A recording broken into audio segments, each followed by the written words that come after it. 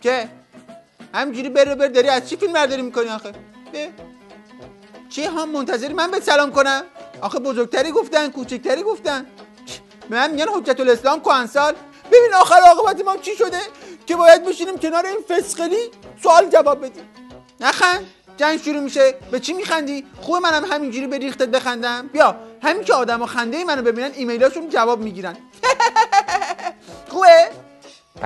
خیلی خوب، خیلی خوب. خب به تعداد زیادی از سوالاتی که از طریق ایمیل به دست ما رسیده بود پاسخ گفتیم و حالا میخوایم یک تلفن بشنویم. با احترام سلام میگم بهتون. سلام، من دیشب یه خواب دیدم. یه گاو لاغر از تو آب اومد بیرون، بعد یه خری چند تا خر دیگر رو انداخت تو آب. میخواستم بدونم تعبیر این خواب چی میشه؟ شما هم خسته نباشید، ممنون از تماستون. حاج آقا باید پاسخ بدم بشنویم. بله باید بگم که خواب خیلی خوبی دیدین. همون خوابیه که مقام عظما برای هممون دیدن. تعبیرش اینه که آقای احمدی نژاد برای بار دوم توسط مقام عظما از آب انتخابات میاد بیرون و بقیه کاندیداها توسط مقام عظما میرن تو آب. بله. یه نکته‌ای که من میخوام اشاره بکنم بهش و اینجا طرحش بکنیم، بفرمایید. یک مسئله که از بچگی با ما همراه بوده و من دیدم و همیشه برای من جای سوال بوده. نه تو رو خود مسائل بچگی تو اینجا واسه ما باز نکن. یه جوری میگی بچه که انگار الان بزرگ شدی. همین الان باید یکی تر خشکت کنه تو رو که یه وقت هیچی بابا الان دانشجوهای بسیجی دخیل بستن جلوی سفارت‌ها، بعد تو میخوای راجع به مسائل بچگی صحبت کنی؟ فندق. اصلا بیا راجع به دخیل بستن صحبت کنیم. به قول امام دخیلتیم، گره بزن تا خفه بشیم. کدوم آدم موفقی مثلا از راه دخیل بستن به یه جایی رسید؟ من میگم تفلی همینه دیگه. همین آقا محمودو که میبینی، آقا محمود احمدی نژاد، کی فکر میکرد با این وضعیت اورژانسی جسمی و روحی رئیس جمهور بشه؟ من خودم یادم رفته بودم مرقد امام 30 شبانه روز اونجا دخیل بستنش. اولش با نخ دخیل بستن، استاندار شد. بعد با طناب بستنش، شهردار تهران شد.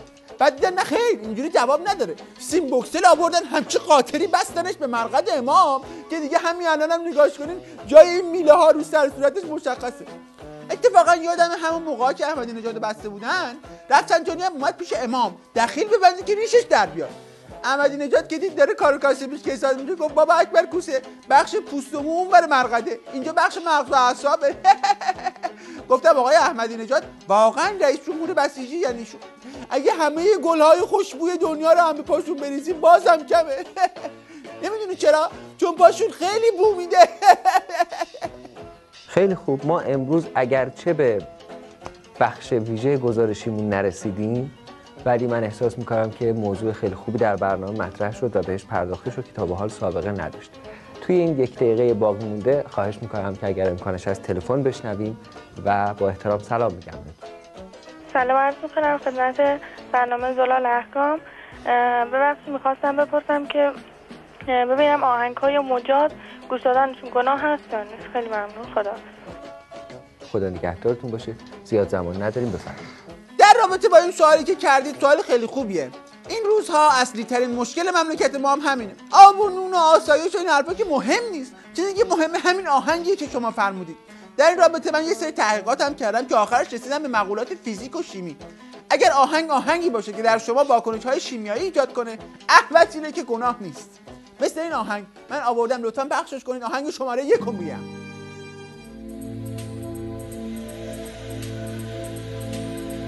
همونطور که میبینید این آهنگ فقط به درد مقام عظما میخوره که پشت دیوارهای سنگی گیر کرده. آخه این آهنگ از درون داغون میکنه، خیلی داغون میکنه. حالا میشه آهنگ دوم پخش کنید که من بهتون بگم، در حین پخشش میگم بهتون. بله تو این آهنگ فیزیک و شیمی قاطی میشه به این صورت: حرکت دست داشته باش شما 12 سانت راست 12 سانت چپ، زاویه گردن ماکسیموم 10 درجه راست 10 درجه چپ. دقت کنید که تکون نخوره کمرتون ها، وگرنه هم خودتون حروم میشید هم آهنگ. بیا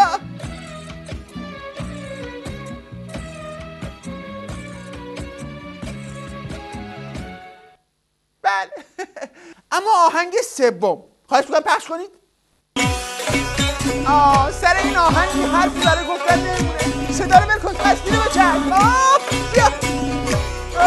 یعنی همه اعضا و جواره فیزیک محض میشن. بیا که این حرامن اندر حرام. بیا بلد کن. بیا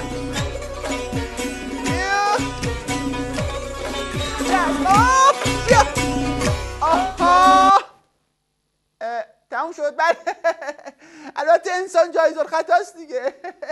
آقا سپاسگزارم، ممنونم. خواهش میکنیم از لطفتون، از همراهیتون. باید خداحافظی بکنیم. نه چی رو خداحافظی بکنیم؟ یه سوال دیگه مونده. اون چیه که از گل بهتره، از دنیا با ارزش تره، از فرشته پاکتره؟ واقعا تو چه خنگی؟ هنوز منو نشناختی؟ واقعا که هنوز منو نشناخته.